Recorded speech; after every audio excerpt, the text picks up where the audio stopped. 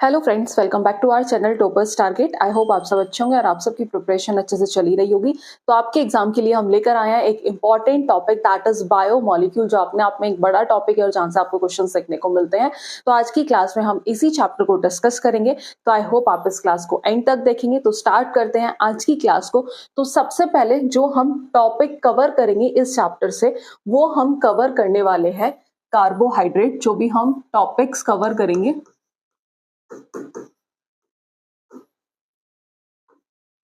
तो वो हम करेंगे carbohydrate.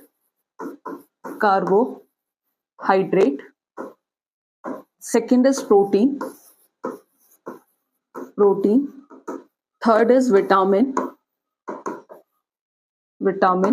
Fourth is nucleic acid as we all know, जिसमें हम किसके बारे में, डीएनए और आरएनए के बारे में।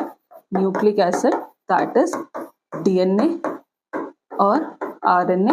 और इसी में हम एक टॉपिक है हॉर्मोन्स, वो भी हम इसी में कवर करेंगे। तो ये 5 टॉपिक है जो हम इस चैप्टर में कवर करेंगे अकॉर्डिंग टू एनसीईआरटी। ठीक है, एनसीईआरटी के अकॉर्डिंग हम इन 5 टॉपिक को इस चैप्टर में कवर करेंगे। तो जो मेजर पोर्शन है वो ये दोनों है, कार्बोहाइड्रेट और प्रोटीन जो है, ये दोनों आपके मेजर पोर्शन है जहां से आपको जनरली क्वेश्चंस देखने को मिलते हैं। तो हम ये 5 टॉपिक इस चैप्टर से कवर करेंगे। तो स्टार्ट करते हैं चैप्टर को। सबसे पहले बात करेंगे किसकी, बायोमोलिक्यूल्स की, कि बायोमोलिक्यूल्स क्या होते हैं। एज वी ऑल नो कि जो बायोमोलिक्यूल्स हैं ये क्या होते हैं, biomolecules naturally occurring organic compound जो लिविंग प्लांट और एनिमल के लिए क्या होते हैं, असेंशियल होते हैं, दैट इज बायोमोलिक्यूल्स। तो क्या होते हैं बायोमोलिक्यूल्स? बायोमोलिक्यूल्स जो होते हैं वो naturally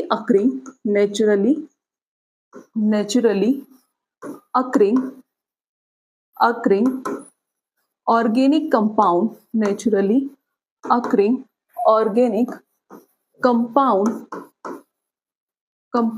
that are essential component of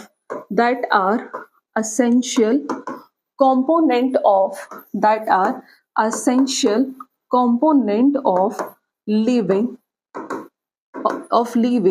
plant and animals, जिसे हम कहते हैं that is known as biomolecules. Exactly, कि नेचुरली अकरिंग ऑर्गेनिक कंपाउंड जो लिविंग प्लांट और एनिमल के लिए एक असेंशियल कंपोनेंट है, जिसे हम कहते हैं बायोमोलिक्यूल्स। जिसे हम क्या कहते हैं, जिसे हम बायोमोलिक्यूल्स कहते हैं। एग्जैक्टली, तो जो सबसे पहला बायोमोलिक्यूल्स हम डिस्कस करने वाले हैं वो है कार्बोहाइड्रेट। तो जो सबसे पहला बायोमोलिक्यूल हम डिस्कस करने वाले हैं दैट इज कार्बोहाइड्रेट। एग्जैक्टली, सबसे पहला और इंपॉर्टेंट जहां से मेजर पोर्शन आपके एग्जाम्स में आता है वो हम डिस्कस करेंगे, दैट इज कार्बोहाइड्रेट। एग्जैक्टली, तो कार्बोहाइड्रेट को सबसे पहले बात की जाए कि ओल्ड डेफिनेशन या फॉर्मली कार्बोहाइड्रेट्स को क्या कहा जाता था, that is known as hydrates of carbon. तो फॉर्मली कार्बोहाइड्रेट्स को क्या कहा जाता था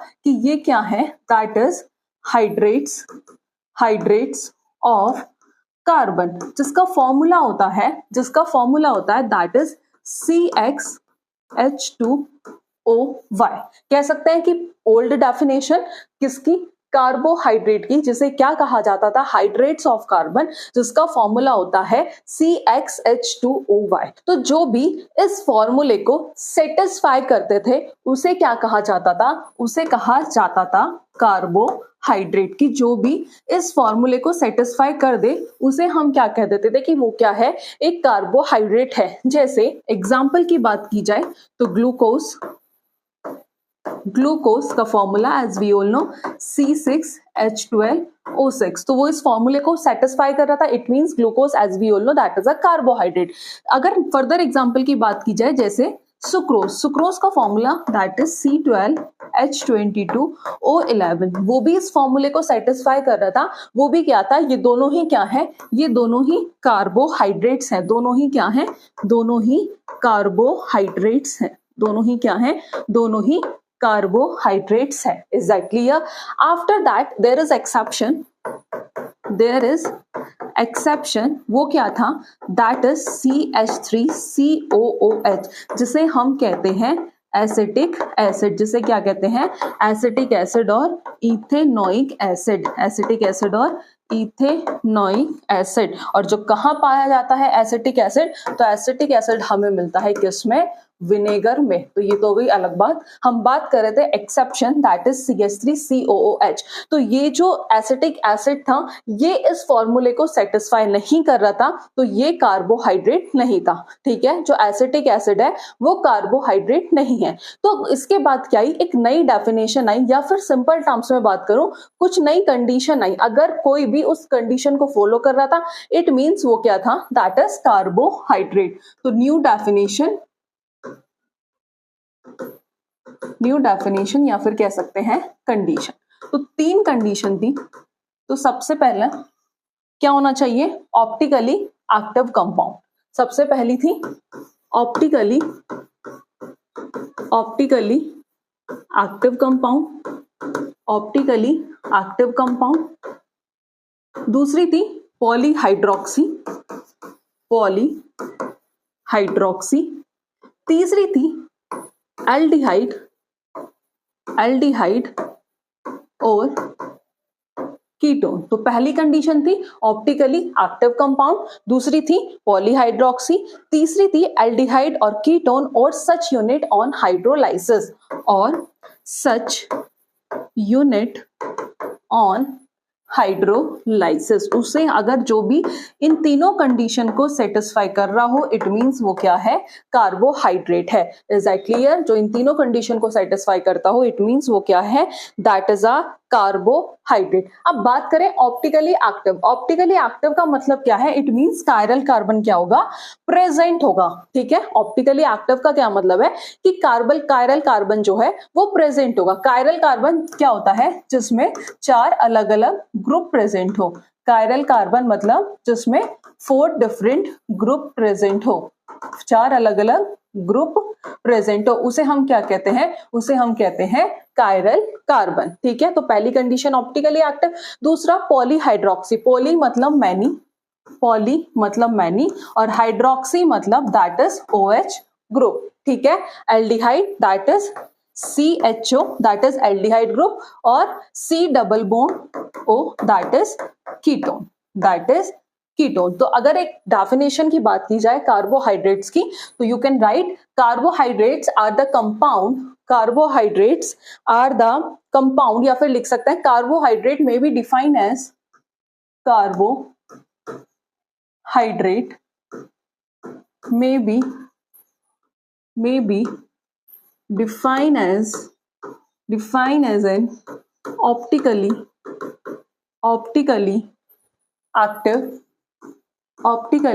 active polyhydroxy aldehyde or ketone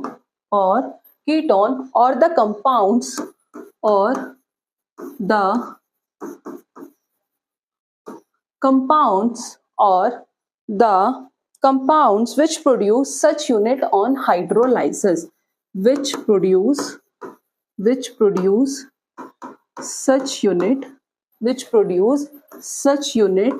on hydrolysis, उसे हम क्या कहेंगे, that is known as carbohydrate, जिसे हम क्या कहेंगे, that is known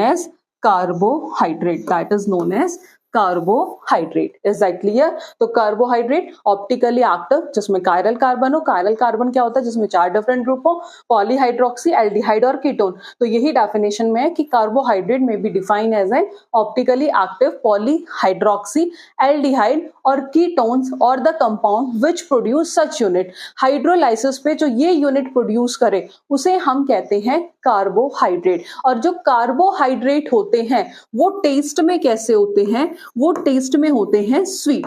ठीक है, जो कार्बोहाइड्रेट्स होते हैं वो टेस्ट में कैसे होते हैं, स्वीट होते हैं। इसलिए उन्हें क्या कहा जाता है, इसलिए उन्हें कहते हैं सैकेराइड्स। क्या कहते हैं उन्हें, saccharides. Rights, is that clear? कि जो कार्बोहाइड्रेट होते हैं वो टेस्ट में कैसे होते हैं? वो टेस्ट में स्वीट होते हैं। टेस्ट में कैसे होते हैं? स्वीट होते हैं, इसलिए उन्हें क्या कहा जाता है? इसलिए उन्हें सैकेराइड्स कहा जाता है। क्या कहा जाता है? सैकेराइड्स कहा जाता है। तो कार्बोहाइड्रेट एक ऐसा मॉलिक्यूल जो हमें क्या कंटेन करता हो? Carbon, hydrogen and oxygen. तो carbohydrates are the molecules that contain carbon, hydrogen and oxygen. Carbohydrate are the molecules. क्या है carbohydrate? Carbohydrate are the ऐसा मॉलिक्यूल जो क्या कंटेन करता है? Are the molecule that contain, जो क्या कंटेन करता है? Carbon, hydrogen and oxygen. Carbon, hydrogen and oxygen, that is known as carbohydrate.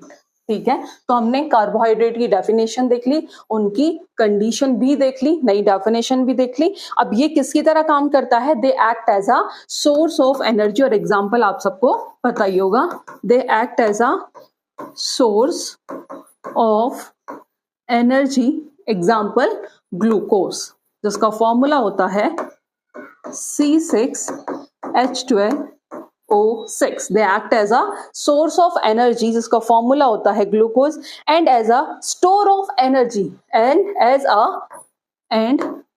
A store of energy, and as a store of energy, example starch.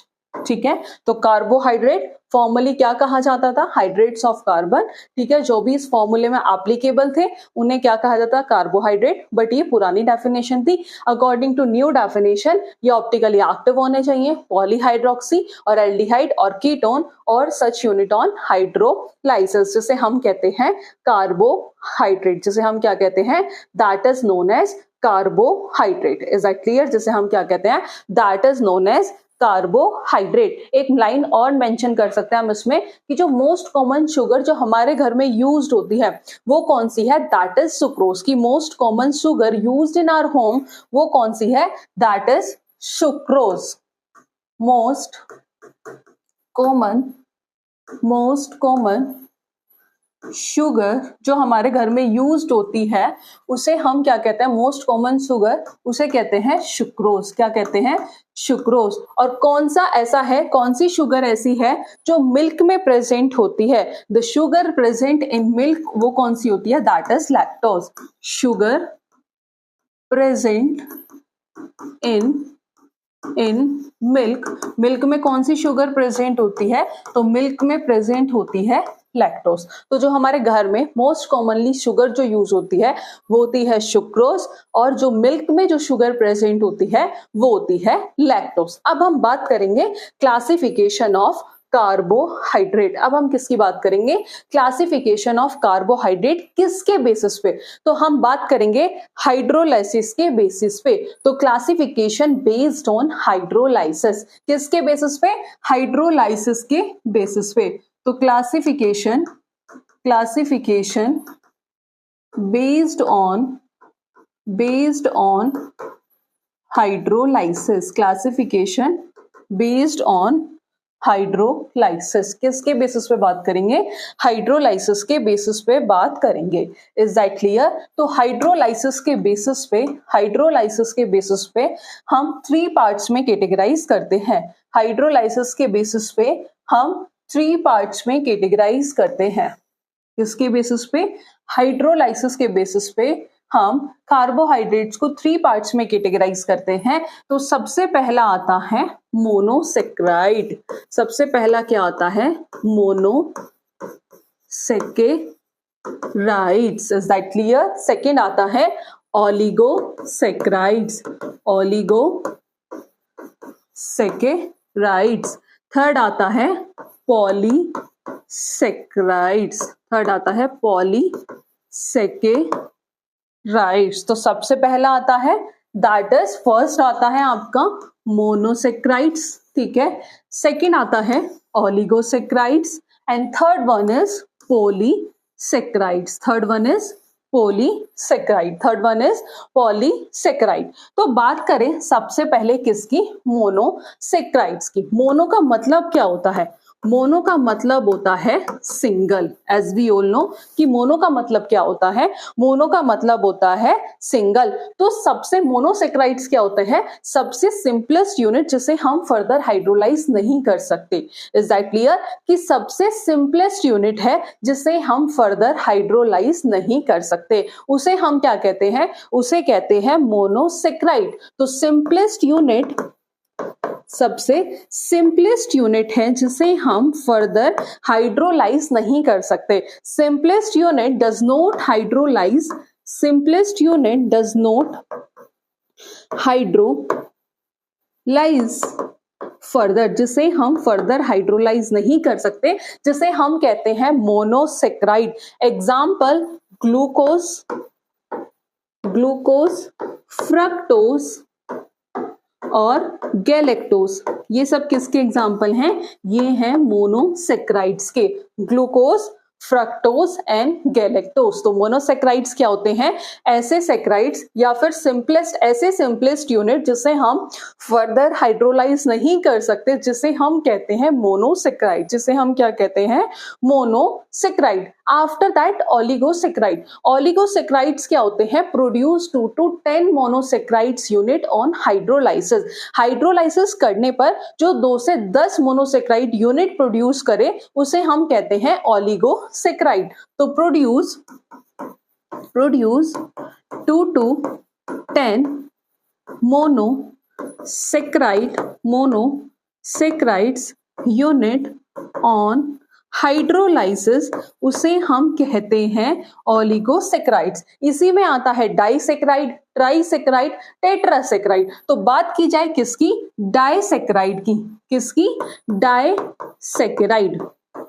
Disaccharides as a name indicate, di का मतलब क्या होता है, जिसमें कितनी unit हो, जिसमें 2 unit हो। ठीक है, अगर इसके एग्जाम्पल की बात की जाए तो सुक्रोज, माल्टोज, लैक्टोज, वो किसके एग्जाम्पल हैं, वो हैं डाइसेकेराइड के। सुक्रोज, माल्टोज और लैक्टोज, ये किसके एग्जाम्पल हैं, ये हैं डाइसेकेराइड के। उसके बाद अगर बात की जाए ट्राइसेकेराइड, ट्राइसेकेराइड मतलब 3 यूनिट। ठीक है, मैं यहां लिख रही हूं ट्राइसेकेराइड मतलब 3 यूनिट। और इसके एग्जाम्पल की बात की जाए तो इसका एग्जाम्पल है आपका रेफिनोज, रेफिनोज। तो ओलिगोसेकेराइड्स क्या है, oligosaccharide produce 2 to 10 monosaccharides unit on hydrolysis, जिसे हम कहते हैं ओलिगोसेकेराइड। हमने मोनोसेकेराइड और ओलिगोसेकेराइड डिस्कस कर लिया। उसके बाद आता है पॉलीसेकेराइड। पॉलीसेकेराइड्स क्या होते हैं, carbohydrate which yield a large number of monosaccharides unit। carbohydrate which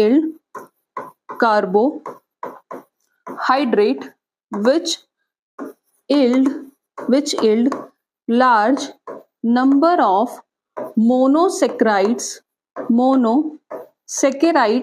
unit on hydrolysis. क्योंकि पॉली का ही मतलब क्या होता है, पॉली का मतलब होता है मैनी। क्या पॉली का क्या मतलब होता है, मैनी।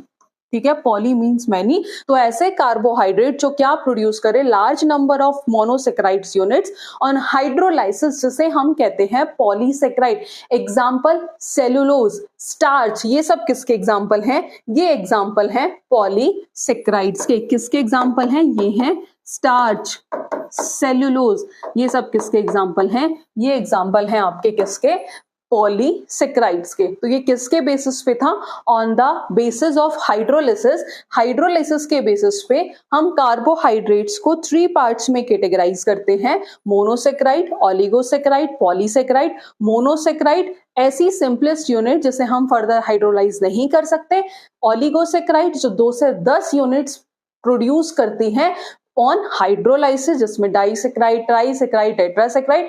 पॉलीसेकेराइड जो हमें large number of unit contain करती है, प्रोड्यूस या फिर carbohydrate yield a large number of monosaccharides unit on hydrolysis, जिसे हम कहते हैं पॉलीसेकेराइड। अभी हमने थोड़ी देर पहले बात की थी कि जो कार्बोहाइड्रेट होते हैं वो टेस्ट में कैसे होते हैं, स्वीट होते हैं। तो उन्हें क्या कहा जाता है, या तो शुगर कहा जाता है या फिर हम सेकेराइड्स कहते हैं, या तो उन्हें शुगर कहा जाता है या फिर क्या कहते हैं, सैकेराइड्स कहते हैं, शुगर कहा जाता है या फिर सैकेराइड्स कहते हैं। अगर बात करी जाए किसकी, पॉलीसेकेराइड्स की, पॉलीसेकेराइड्स, तो जो कार्बोहाइड्रेट थे वो तो टेस्ट में कैसे थे, स्वीट थे, बट जो पॉलीसेकेराइड्स होते हैं वो टेस्ट में स्वीट्स नहीं होते हैं, ये टेस्ट में स्वीट नहीं होते हैं, मीठे नहीं होते हैं, इसलिए इन्हें क्या कहा जाता है, इसलिए इन्हें कहा जाता है नॉन शुगर, इसलिए इन्हें क्या कहा जाता है, non sugar. Is that clear? जो पॉलीसेकेराइड्स होते हैं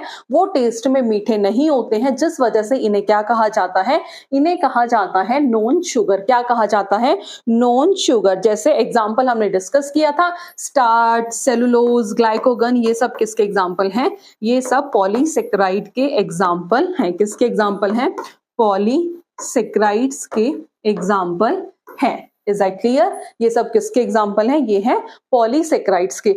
अभी हमने क्लासिफिकेशन जो देखा था वो किसके बेसिस पे देखा था, हाइड्रोलिसिस के बेसिस पे। अब हम क्लासिफिकेशन देखेंगे on the basis of reducing sugar and non reducing sugar. ठीक है, क्लासिफिकेशन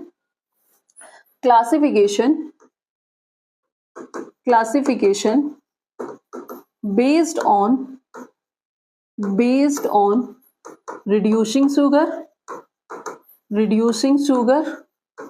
and non-reducing sugar, और इनके एग्जाम्पल से क्वेश्चन पूछ लिए जाते हैं। Classification based on reducing sugar और नॉन रिड्यूसिंग शुगर। सबसे पहले जो हम डिस्कस करेंगे वो करेंगे हम रिड्यूसिंग शुगर को। सबसे पहले बात करेंगे किसकी, रिड्यूसिंग शुगर की, रिड्यूसिंग शुगर। ठीक है, तो लेट्स स्टार्ट। बात करेंगे किसकी, रिड्यूसिंग शुगर की। सिंपल है, क्या होता है reducing sugar, reducing sugar is a sugar जो क्या कंटेन करते हैं, जिसके पास फ्री एल्डिहाइड और कीटोन ग्रुप होते हैं जो रिड्यूसिंग एजेंट की तरह काम करते हैं। तो reducing sugar is a sugar that have reducing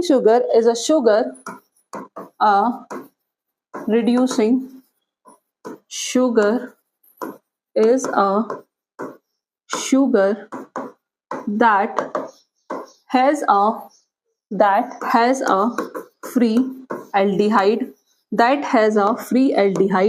और कीटोन ग्रुप जो किसकी तरह काम करता है, दैट जिसके पास क्या होते हैं, फ्री एल्डिहाइड और ketone group that act as a reducing agent, जो किसकी तरह काम करता है, act as a reducing agent, उसे हम क्या कहते हैं, उसे हम कहते हैं रिड्यूसिंग शुगर। की ऐसी शुगर जिसके पास क्या हो, या तो एल्डिहाइड ग्रुप हो या कीटोनिक ग्रुप हो, जो किसकी तरह एक्ट करे, रिड्यूसिंग एजेंट की तरह एक्ट करे, जिसे हम कहते हैं रिड्यूसिंग शुगर। क्या कहते हैं, रिड्यूसिंग शुगर। तो ये किसे रिड्यूस करता है, they reduce Tollens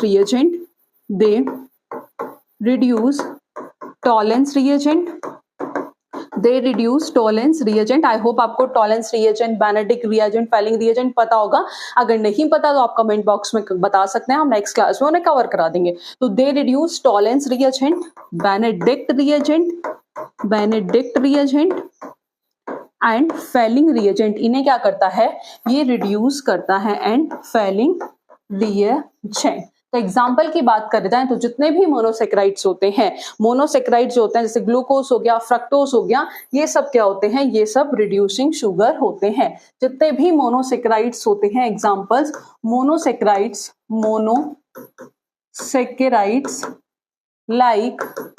like glucose, monosaccharides like glucose, fructose, galactose, ये सब क्या हैं, ये सब रिड्यूसिंग शुगर हैं। ये सब क्या है, ये सब रिड्यूसिंग शुगर है। और डाइसेक्राइड्स भी, एंड डाइसेक्राइड्स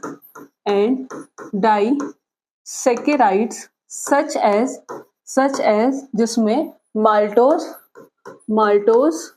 और लैक्टोज क्या है, रिड्यूसिंग शुगर है, जिसमें माल्टोस और लैक्टोज क्या है, रिड्यूसिंग शुगर है। तो आपने देखा होगा जो सुक्रोज था वो भी क्या था, डाइसेक्राइड था, बट सुक्रोज तो रिड्यूसिंग शुगर नहीं है। तो जो सुक्रोज है वो क्या है, वो है non reducing sugar.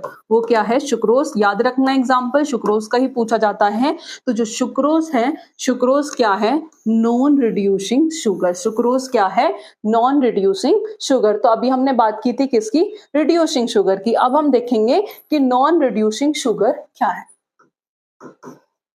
Non reducing sugar,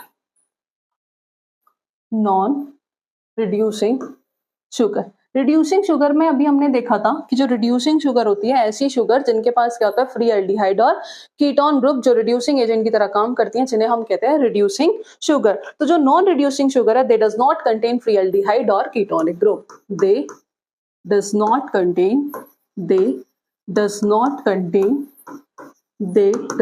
contain free aldehyde और कीटोन ग्रुप, जिसे हम कहते हैं नॉन रिड्यूसिंग शुगर। और वो किसे रिड्यूस करता था, दे रिड्यूस, जो रिड्यूसिंग शुगर थे वो रिड्यूस कर रहे थे फैलिक रिएजेंट को, बेनेडिक रिएजेंट को, ठीक है, टॉलेंस रिएजेंट को। तो जो नॉन रिड्यूसिंग शुगर है, do not reduce phallic reagent, Benedict reagent और फैलिंग रिएजेंट, बेनेडिक्ट रिएजेंट और कौन सा था, टॉलेंस रिएजेंट।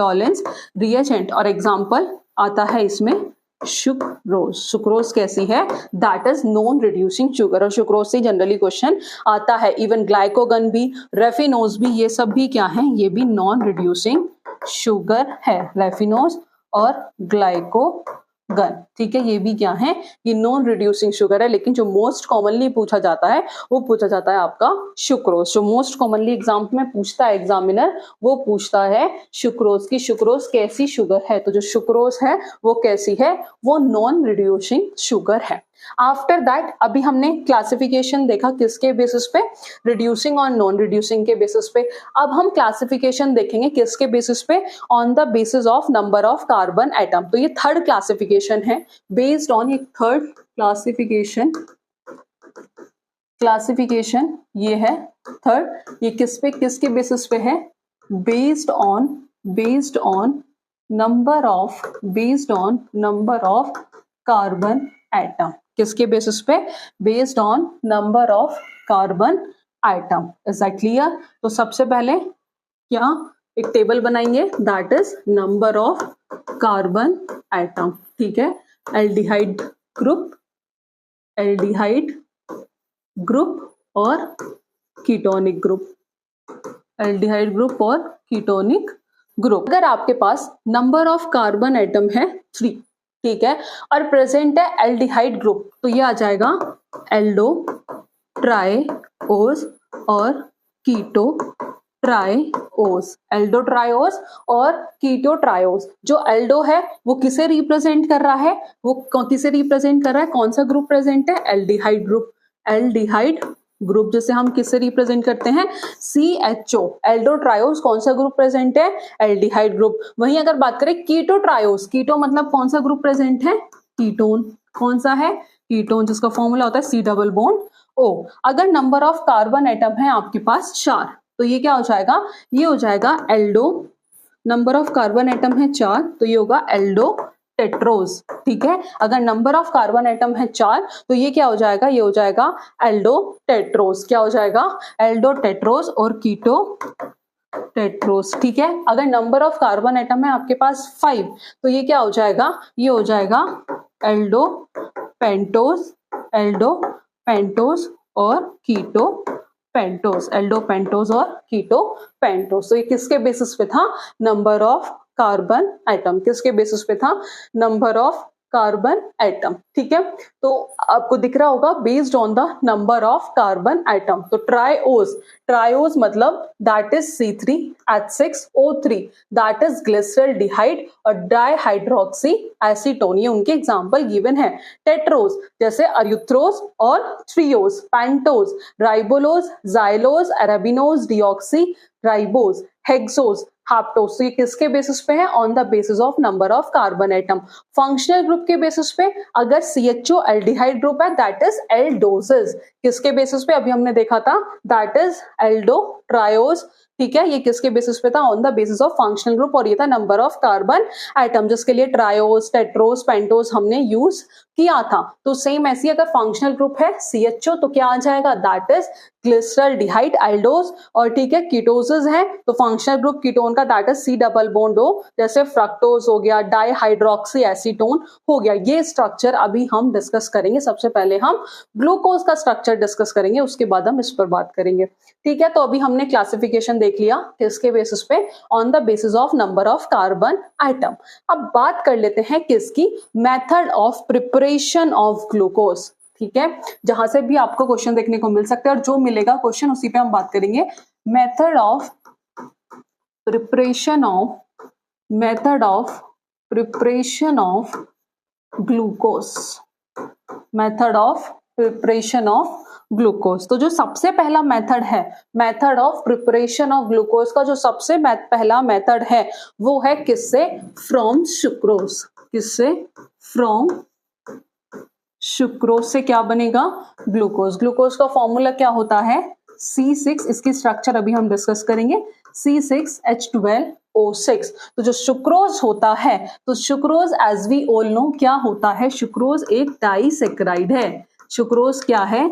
एक डाइसेक्राइड्स है। और डाइसेक्राइड्स क्या होंगे? जो क्या कंटेन करते हैं? 2 मोनोसेक्राइड्स यूनिट। तो सुक्रोज का जो फॉर्मूला होता है वो होता है C12H22O11। C12H22O11 that is sucrose. और इसे हम क्या कहते हैं? Cane sugar. क्या कहते हैं? Cane sugar. और जब इसका हाइड्रोलिसिस होता है तो ये प्रोड्यूस करता है ग्लूकोज, C6H12O6 ग्लूकोज। ठीक है, और ग्लूकोज के साथ साथ ये क्या प्रोड्यूस करता है? फ्रक्टोज। ग्लूकोज के साथ साथ ये क्या प्रोड्यूस करता है? फ्रक्टोज। और दोनों का फॉर्मूला क्या होता है? सेम होता है। तो ये दोनों क्या हैं? दोनों ही मोनोसेक्राइड्स हैं। दोनों क्या हैं? दोनों मोनोसेक्राइड्स यूनिट हैं। 2 मोनोसेक्राइड यूनिट से क्या बन रहा है? डाइसेक्राइड। क्या बन रहा है? डाइसेक्राइड। तो 2 मोनोसेक्राइड यूनिट मिलके क्या बना रही है? 2 मोनोसेक्राइड यूनिट मिलके बना रही है डाइसेक्राइड। डाइसेक्राइड्स। तो जो पहली प्रिपरेशन थी उसकी ग्लूकोज की, वो किससे थी? फ्रॉम सुक्रोज से। तो सुक्रोज का फॉर्मूला, जब सुक्रोज को हाइड्रोलिसिस करते हैं तो क्या मिलता है? ग्लूकोज और फ्रक्टोज। अब सेकंड देखते हैं। अभी हमने किसका देखा था? From sucrose. अब सेकंड की बात करते हैं तो सेकंड आता है आपका दैट इज फ्रॉम स्टार्च। इसे डिस्कस करने से पहले आपने देखा होगा जनरली आपको यहाँ पर क्या होता है, जैसे सुक्रोज है, ठीक है, यहाँ आपको मिला होगा साइन, यहाँ पे आपको जो ऑप्टिकल रोटेशन देखने को मिलता है यहाँ होता है पॉजिटिव, ये भी आता है पॉजिटिव और ये आता है आपका नेगेटिव। दैट इज पॉजिटिव का मतलब है डेक्स्ट्रो रोटेटरी और नेगेटिव का मतलब होता है लीवो रोटेटरी। ठीक है, डेक्स्ट्रो रोटेटरी और लीवो रोटेटरी। तो यहाँ पे जो ओवरऑल अगर रोटेशन पूछ ले कि ओवरऑल रोटेशन क्या होगा, तो ओवरऑल रोटेशन होता है यहाँ पर लीवो रोटेटरी। लीवो रोटेटरी। अब आपका क्वेश्चन होगा मैम यहाँ पर ओवरऑल रोटेशन लीवो रोटेटरी क्यों है? क्योंकि जो डेक्स्ट्रो का जो यहाँ परसेंटेज होता है वो होता है आपका अप्रोक्स 52.5 समथिंग होता है और उसका 92 पॉइंट समथिंग होता है, जिस वजह से जो ओवरऑल रोटेशन होता है वो होता है आपका लीवो रोटेटरी और जिसे हम कहते हैं इन्वर्जन ऑफ केन शुगर। जिसे हम क्या कहते हैं? जिसे हम कहते हैं इन्वर्जन ऑफ केन शुगर, मतलब जिसमें ऑप्टिकल रोटेशन क्या हो रहा है? चेंज हो रहा है। ठीक है, जिसे हम क्या कहते हैं? जिसे हम कहते हैं inversion of cane sugar. Inversion इसमें हम अभी डिस्कस भी करेंगे, इन्वर्जन ऑफ इन डिटेल में, inversion of cane sugar. It means कि यहाँ पर ऑप्टिकल रोटेशन क्या हो रहा है? चेंज हो रहा है। ठीक है, डेक्स्ट्रो से किस में चेंज हो गया? लीवो में चेंज हो गया। तो जो ओवरऑल रोटेशन है यहाँ पर वो क्या है? Laevo rotatory. आई थिंक आपको डेक्स्ट्रो और लीवो रोटेटरी पता होगा कि क्या होते हैं। तो जो ओवरऑल रोटेशन है वो यहाँ पर क्या है? That is laevo rotatory. ठीक है, अब बात कर लेते हैं इसकी सेकेंड प्रिपरेशन की। सेकेंड प्रिपरेशन है किससे? From starch. सेकेंड प्रिपरेशन है फ्रॉम स्टार्च। स्टार्च का फॉर्मूला क्या होता है, दैट इज C6H10O5N।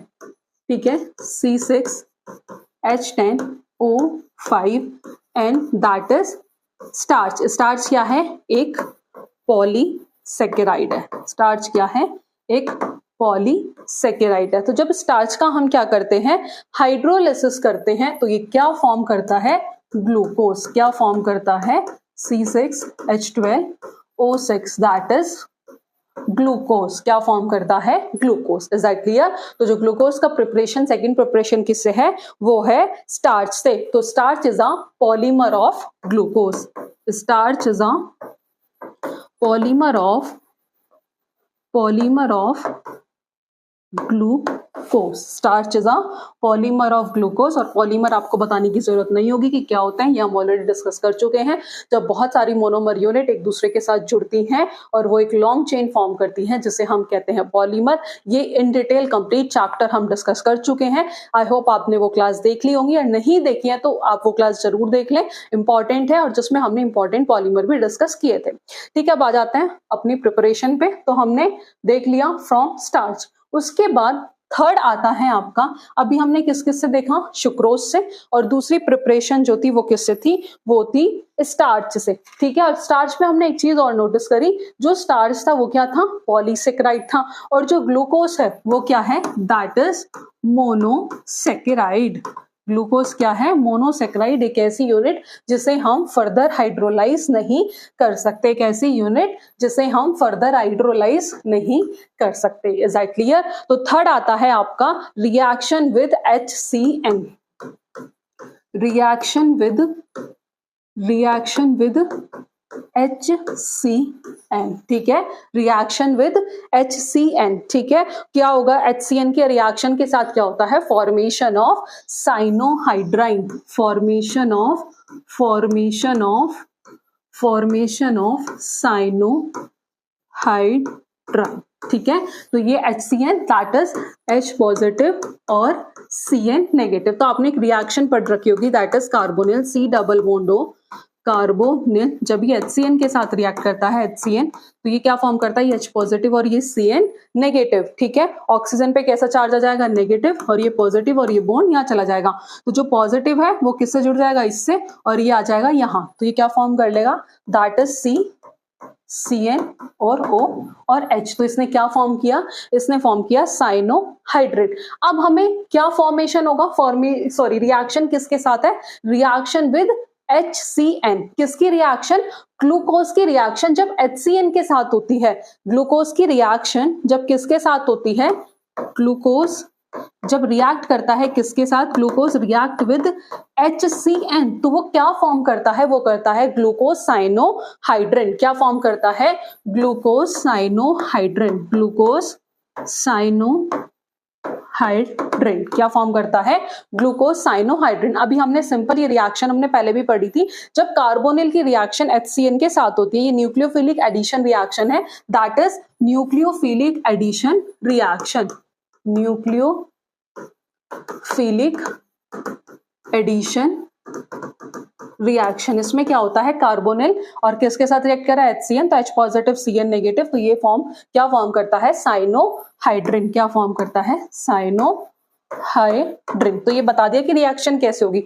अब ग्लूकोज की कैसे होगी, उससे पहले हमें ग्लूकोज का स्ट्रक्चर देखना पड़ेगा। तो सबसे पहले हम इसकी प्रॉपर्टीज की बात कर लेते हैं, उसके बाद हम फर्दर वो देखेंगे इसकी प्रिपरेशन। ठीक है, तो जो ग्लूकोज है, glucose is also known as dextrose. Glucose is also known as, क्या कहते हैं उसे, डेक्सट्रोज कहते हैं। Glucose is also known as dextrose. और ओज किसके लिए यूज करते हैं, ओज जो हम यूज करते हैं किसके लिए, फॉर शुगर। किसके लिए, for sugar. Is that clear, किसके लिए यूज करते हैं, फॉर शुगर। इसका जो मॉलिक्यूलर फॉर्मूला होता है वो होता है, as we all know, that is C6H12O6। That is C6H12O6। अब हम इसका फिशर प्रोजेक्शन फॉर्मूला देखेंगे। क्या देखेंगे, फिशर प्रोजेक्शन फॉर्मूला किसका, ग्लूकोज का। और आगे हम उसी को कंटिन्यू करेंगे। ठीक है, तो लेट्स सी, जो ग्लूकोज का फिशर प्रोजेक्शन फॉर्मूला होता है, कितने कार्बन होते हैं, 6 कार्बन होते हैं। कितने कार्बन होते हैं,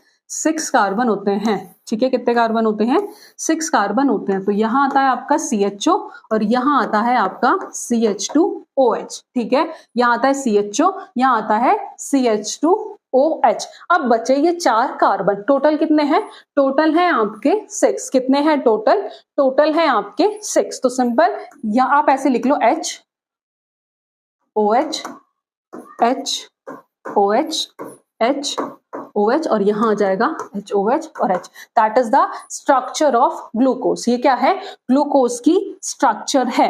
अब इसमें पूछ ले अगर कायरल कार्बन कितने हैं, तो बात करें कायरल कार्बन कितने हैं, तो 1 2 3 4। तो यहाँ पर total number of chiral carbon कितने हैं? Total number of chiral carbon है 4। कायरल कार्बन मतलब 4 अलग अलग ग्रुप हो। ये कायरल कार्बन इसलिए नहीं है क्योंकि इस पर 4 डिफरेंट ग्रुप नहीं है, और ये क्या है? चारों ही क्या है?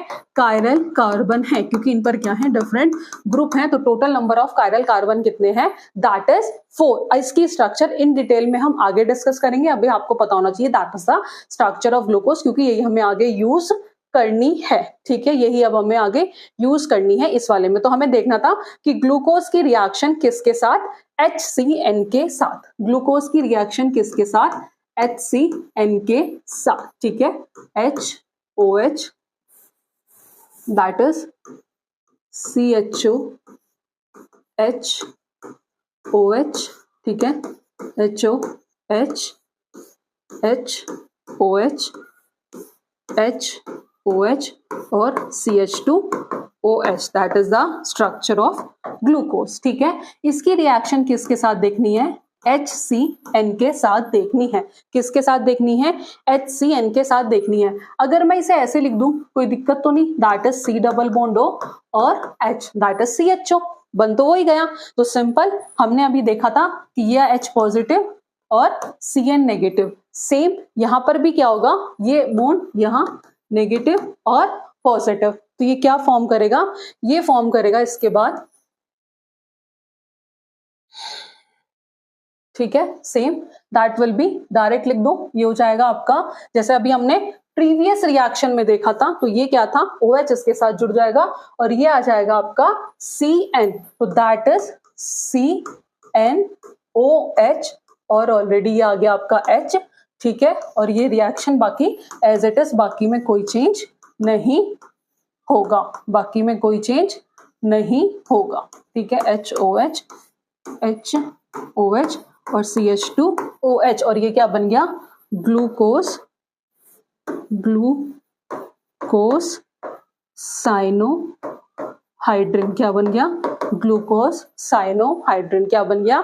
दैट इज ग्लूकोज साइनोहाइड्रिन, ठीक है, ग्लूकोज साइनोहाइड्रिन। अगर यहाँ पर पूछ ले कायरल कार्बन कितने हैं, तो यहाँ पर 1 2 3 4 और एक ही हो जाएगा आपका 5। तो यहाँ पर टोटल कायरल कार्बन कितने हैं? Total number of chiral carbon तो वो है आपके 5। कितने हैं total number of chiral carbon? वो है 5। अब हमने देखा था रिएक्शन विद HCN, ठीक है, ये थी आपकी third preparation. Reaction with HCN के बाद देखेंगे जो नेक्स्ट प्रिपरेशन आती है वो आती है रिएक्शन विद HI और रेड फोस्फोरस। 4 आती है आपकी, 4th है किसके साथ?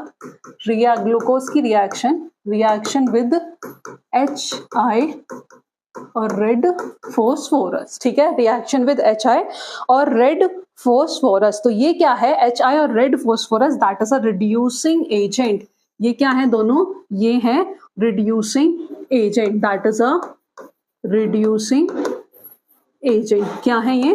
Reducing agent, that is a reducing agent. तो इसमें हम सिंपल डायरेक्ट लिखेंगे क्या फॉर्म होता है। तो glucose on reduction, glucose on reduction with HI red phosphorus, तो वो क्या फॉर्म करता है?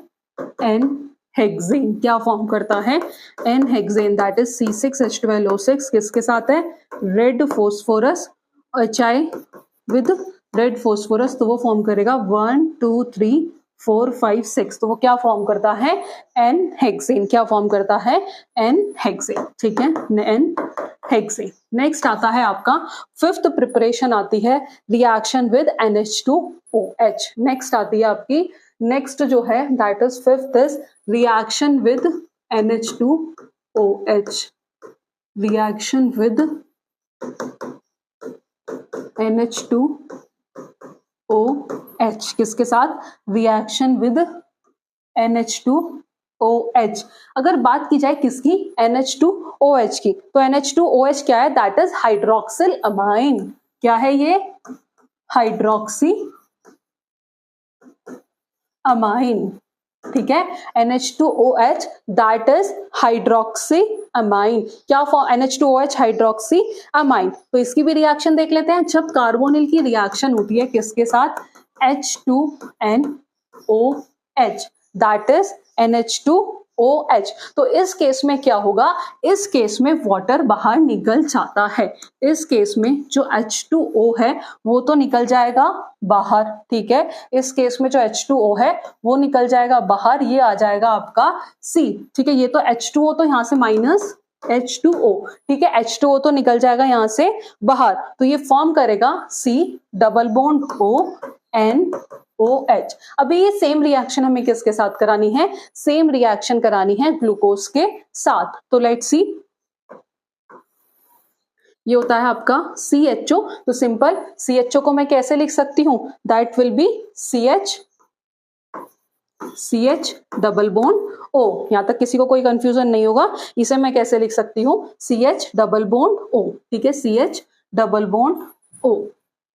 चलो ये नेक्स्ट पेज पे कर लेते हैं, यहाँ थोड़ी प्रॉब्लम हो रही है। ठीक है, लेट्स सी, तो इसे लिख सकती हूं मैं CH double bond O that is CHO simple HOH HOH HOH HOH और ये आ गया आपका CH2OH। अब ये रिएक्शन किसके साथ थी? ये थी NH2OH के साथ। तो क्या मैं इस NH2OH को यहाँ लिख दूं? H2NOH। तो सिंपल वाटर यहां से क्या निकल जाएगा? बाहर, माइनस H2O। तो इस CH के साथ क्या हो जाएगा? ये हो जाएगा CH डबल बॉन्ड NOH। क्या बन जाएगा? पूरा ना लिख के मैंने सिर्फ स्टार्टिंग यहाँ लिख दिया। That is CH double bond NOH that is glucose oxime. क्या बनेगा? Glucose oxime. क्या बनेगा? Glucose oxime. तो आई होप आपको क्लियर हुआ होगा। नेक्स्ट प्रिपरेशन देखते हैं। नेक्स्ट प्रिपरेशन जो है, अभी हमने क्या देखा था?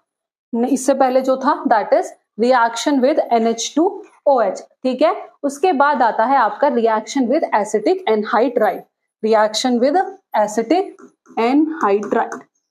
Reaction with acetic anhydride. अब कोशिश करेंगे कि डायरेक्ट ही करें, क्योंकि डायरेक्ट ही क्वेश्चन आते हैं। Reaction with acetic anhydride. तो जो एसिटिक एनहाइड्राइड है, ठीक है, ये क्या होता है आपका? जब ग्लूकोज रिएक्ट करता है एसिटिक एनहाइड्राइड के साथ, तो ये फॉर्म करता है ग्लूकोज पेंटा एसीटेट। जब ग्लूकोज रिएक्ट करता है एसिटिक एनहाइड्राइड के साथ, एसिटिक एनहाइड्राइड के साथ, तो ये फॉर्म करता है ग्लूकोज पेंटा एसीटेट। ठीक है, ग्लूकोज पेंटा एसीटेट। नेक्स्ट प्रिपरेशन आती है आपकी reaction with Br2 plus H2O bromine. Reaction with bromine that is Br2 reaction with bromine water that is H2O। तो जो रिएक्शन विद ब्रोमीन वाटर है, तो जो ब्रोमीन वाटर है वो किसकी तरह काम करता है? अभी वो किसकी तरह एक्ट करता है? वो एक्ट करता है ऑक्सीडाइजिंग एजेंट की तरह। किसकी तरह? ऑक्सीडाइजिंग एजेंट की तरह। ऑक्सीडाइजिंग एजेंट की तरह जो है ये क्या करता है? काम करता है। तो जो ब्रोमीन वाटर है वो CHO को क्या कर देगा? ऑक्सीडाइज कर देगा। तो जो ब्रोमीन वाटर है वो CHO को ऑक्सीडाइज कर देगा किसमें? COOH में। ठीक है, जो ब्रोमीन वाटर है वो CHO को ऑक्सीडाइज कर देगा किसमें? COOH में। किसमें? COOH में। और क्या फॉर्म करेगा? Gluconic acid. क्या फॉर्म करेगा? Gluconic acid. तो देख लेते हैं एक बार इसकी रिएक्शन। तो that is CHO HOH HOH HOH HOH CH2OH। किसके साथ रिएक्शन है? Br2 प्लस H2O, तो वो किस में चेंज कर देगा, वो इसे चेंज कर देगा COH में, बाकी रिएक्शन एज इट इज ही रहेगी, ठीक है, बाकी जो रिएक्शन है वो एज इट इज ही रहेगी, HOH HOH और CH2OH, तो किस में चेंज कर दिया, ग्लूकोनिक एसिड में, किस में चेंज कर दिया, ग्लूकोनिक एसिड में। Is that clear? तो जो CHO है वो किस में ऑक्सीडाइज कर दिया ब्रोमीन वाटर ने, COH में, और क्या फॉर्म करा, ग्लूकोनिक एसिड। अब जो नेक्स्ट प्रिपरेशन आती है वो आती है reaction with concentrated HNO3। Next जो आती है वो आती है आपकी reaction with concentrated HNO3, reaction with concentrated HNO3। तो जो रिएक्शन है विद कंसंट्रेटेड HNO3, तो जो कंसंट्रेटेड HNO3 है वो है स्ट्रॉन्ग ऑक्सीडाइजिंग एजेंट। वो कैसा है, स्ट्रॉन्ग ऑक्सीडाइजिंग एजेंट। जो कंसंट्रेटेड HNO3 है वो कैसा है, स्ट्रॉन्ग ऑक्सीडाइजिंग एजेंट है। तो ये ग्लूकोज को किस में चेंज करता है, सैकेरिक एसिड में। तो जो कंसंट्रेटेड HNO3 है तो वो जो CHO है और CH2OH है वो दोनों किस में चेंज हो जाते हैं, COH में। लेट्स सी कैसे। तो CHO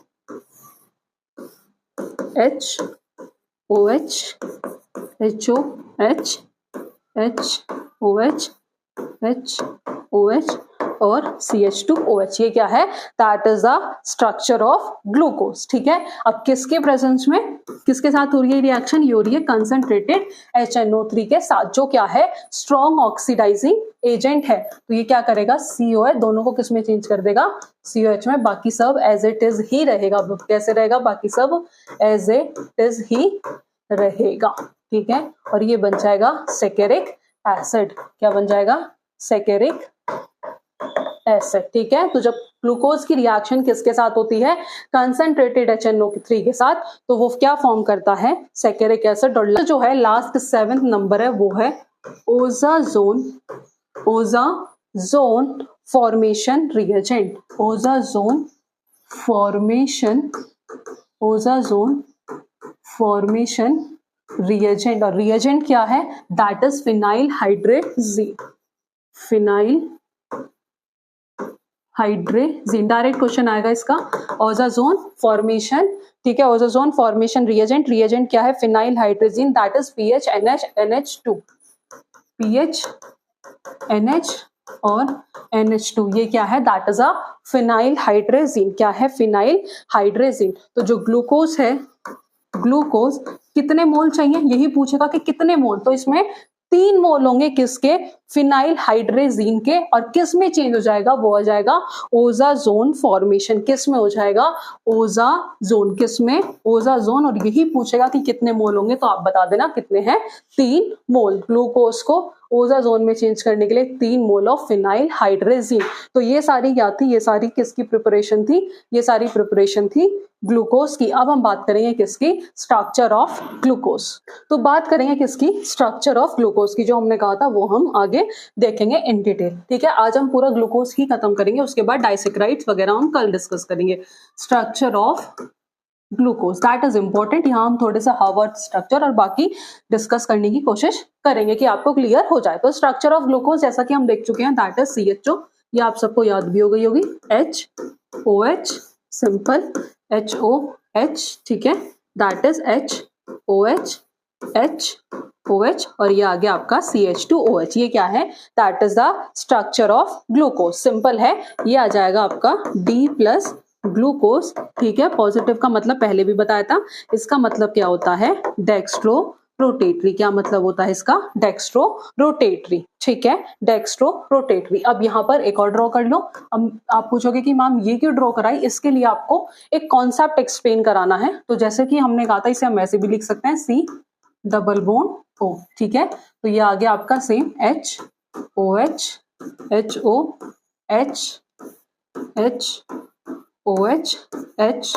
HOH और CH2OH। ठीक है, पहला कायरल कार्बन, ये क्या है आपका, पहला chiral carbon. Is that clear? That is the first chiral carbon. तो जो नीचे से सबसे पहला है वो क्या है? सबसे पहला कायरल कार्बन। तो जो सबसे पहला कायरल कार्बन है उस पे ये आएगा O नेगेटिव और H positive, that is O negative और H पॉजिटिव। और सिंपल ये बॉन्ड अगर यहाँ आएगा तो ये आएगा पार्शियली पॉजिटिव और पार्शियली नेगेटिव। अब यहाँ क्या करना है, यहाँ पर जो होगा पॉजिटिव जो है वो किसके पास चला जाएगा? नेगेटिव।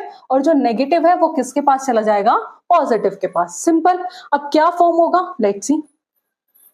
ठीक है, अब जो है पॉजिटिव ये बॉन्ड अभी एज इट इज रहेगा, तो ये क्या फॉर्म होगा? Simple HOH HOH HOH। ठीक है, और उसके बाद जो ये वाला H है CH2OH। ठीक है, अब ये क्या हुआ? ये जुड़ गया इससे HCOH। अब बचा क्या? ये वाला ऑक्सीजन किससे जुड़ेगा? कार्बन से। तो इस वाले ऑक्सीजन को हम ऐसे क्या कर देंगे? अटैच कर देंगे। कैसे अटैच कर देंगे? ऐसे अटैच कर देंगे। तो ये क्या बन गया? इसकी स्ट्रक्चर बन गई। और ये जो स्ट्रक्चर बनी इसे हम कैसे लिख सकते हैं? इसे हम लिख सकते हैं, ये क्या है? That is alpha D glucose. ये क्या है? That is alpha D plus glucose. अब कहोगे मैम अल्फा का यहाँ क्या मतलब है? जब जो पहला कार्बन होगा उसके राइट साइड जब OH आएगा, राइट साइड OH होगा तो अल्फा आएगा, अगर लेफ्ट साइड OH होगा तो उस केस में क्या आ जाएगा? उस केस में आएगा बीटा। ठीक है, उस केस में क्या आएगा? अगर पहले कार्बन पर OH राइट साइड पर है, सिंपल है, अल्फा का मतलब है अगर पहले कार्बन पर जो OH है वो राइट साइड पर है, इट मींस क्या आएगा? अल्फा। और अगर लेफ्ट साइड पर है तो क्या आ जाएगा? बीटा। ठीक है, तो हमने अल्फा स्ट्रक्चर देख ली, ऐसी हम बीटा स्ट्रक्चर बनाएंगे। ठीक है, तो दोनों अलग अलग ही ड्रॉ कर लेंगे, उसका भी एक कॉन्सेप्ट एक्सप्लेन करना है। तो अभी हमने जो देखा था, जो स्ट्रक्चर थी वो क्या थी आपकी? दैट इज HC, यही थी, दैट इज HCOH। ठीक है, simple HOH HOH HOH HCH2OH और ये यहाँ आपका ऑक्सीजन। ये कौन सी स्ट्रक्चर थी? ये थी आपकी अल्फा डी ग्लूकोज। लिख लेते हैं, ये थी आपकी अल्फा डी ग्लूकोज। ये कौन सी स्ट्रक्चर थी? That is alpha D glucose. ठीक है, अल्फा डी ग्लूकोज। अब अल्फा डी बना लिया, बीटा डी बना लेते हैं। ये OH राइट साइड में, अगर OH कौन सी साइड होगा? लेफ्ट साइड होगा। अगर OH कौन सी साइड होगा? सिंपल OH होगा आपका लेफ्ट साइड। ठीक है, ये क्या आ गया आपका H। ठीक है, सिंपल HOH HOH ये आ गया ऑक्सीजन और CH2OH। अब OH कौन सी साइड आ गया? लेफ्ट साइड, तो ये आ जाएगा आपका बीटा डी ग्लूकोज। क्या आ जाएगा? Beta D glucose. अब जो इसकी स्ट्रक्चर है वो किसके सिमिलर होती है? वो पायरान के सिमिलर होती है। जो इसकी स्ट्रक्चर है वो किसके सिमिलर होती है? वो होती है पायरान के सिमिलर। और पायरान क्या होता है? पायरान जो है एक 6 मेंबर हेट्रोसाइक्लिक कंपाउंड है। क्या है? 6 मेंबर हेट्रोसाइक्लिक कंपाउंड है, जिसकी स्ट्रक्चर किसके सिमिलर होती है? पायरान के। अब हम बनाएंगे हर्वर्ट स्ट्रक्चर। कैसे बनाएंगे वही देखना है। इसकी जो स्ट्रक्चर है वो किसके सिमिलर है? वो पायरान के सिमिलर है। और पायरान क्या है? That is a 6 member heterocyclic compound जिसमें 5 कार्बन होते हैं और 1 ऑक्सीजन होता है। 5 कार्बन और 1 ऑक्सीजन होता है। तो सिंपल ड्रॉ कर लो, that is the structure of pyran. ठीक है, कंफ्यूज बिल्कुल नहीं होना, बॉन्ड लगा लो दोनों में। अब देखो, अब इस केस में क्या है? अब यहां ये हो गई आपकी राइट साइड, ये हो गई आपकी लेफ्ट साइड, ये हो गई आपकी लेफ्ट साइड, ये हो गई आपकी राइट साइड। तो ध्यान क्या रखना है? जो लेफ्ट वाला टर्म है वो टॉप पर आएगा, लेफ्ट वाला टॉप पर लिखना है और राइट वाला बॉटम पर लिखना है। Left top right bottom, left top right bottom. अब जो लेफ्ट पर है यहाँ वो टॉप पर लिखना है। तो लेफ्ट क्या है? That is hydrogen. लेफ्ट क्या है? That is hydrogen. तो यहाँ आएगा हाइड्रोजन, राइट क्या है? OH। ध्यान रखना, लेफ्ट टॉप, ठीक है, right bottom, left top right bottom, left top right bottom, left top और राइट बॉटम, और काउंट करेंगे ये हो जाएगा 1 2 3 4 5 और 6। अब सेम उसमें करना है, सेम उसमें क्या करना है, left top OH, right bottom, left top right bottom, left top right bottom, left top right bottom, left top और राइट बॉटम। ठीक है, ये आपने, ये क्या हो गया आपका, दैट इज हावर्थ स्ट्रक्चर। ये क्या हो गया आपकी हावर्थ स्ट्रक्चर। इसमें भी नंबरिंग कर लो तो 1 2 3 4 5 6, 1 2 3 4 5 6। तो ये क्या हो जाएगा आपका alpha D plus glucose pyranose, pyranose. ठीक है, अल्फा डी ग्लूकोज पायरानोज, ये क्या बन गया, अल्फा डी ग्लूकोज पायरानोज। और ये क्या आ जाएगा, beta D glucose, beta D glucose pyranose, beta D glucose pyranose. So that is the structure of glucose, जिसमें हमने हावर्थ स्ट्रक्चर भी डिस्कस कर ली। तो आज की क्लास में हमने कार्बोहाइड्रेट क्या है उसकी, ठीक है, मोनोसेक्राइड, ग्लूकोज की प्रिपरेशन और स्ट्रक्चर आज की क्लास में हम डिस्कस कर चुके हैं। नेक्स्ट क्लास में हम डाइसेक्राइड्स, यानी कि जिसमें हम फ्रक्टोज, सुक्रोज वगैरह डिस्कस करेंगे इन डिटेल, डाइसेक्राइड डिस्कस करेंगे और पॉलीसेक्राइड डिस्कस करेंगे। कोशिश करेंगे कि ये चैप्टर नेक्स्ट क्लास में कंप्लीट करने की कोशिश करेंगे। तो आई होप आपको आज की क्लास पसंद आई होगी। फर्दर ऐसी क्लास के लिए आप हमारे चैनल से जुड़े रहिएगा। आज की क्लास में इतना ही, मिलते हैं नेक्स्ट क्लास में नेक्स्ट टॉपिक के साथ। Thank you.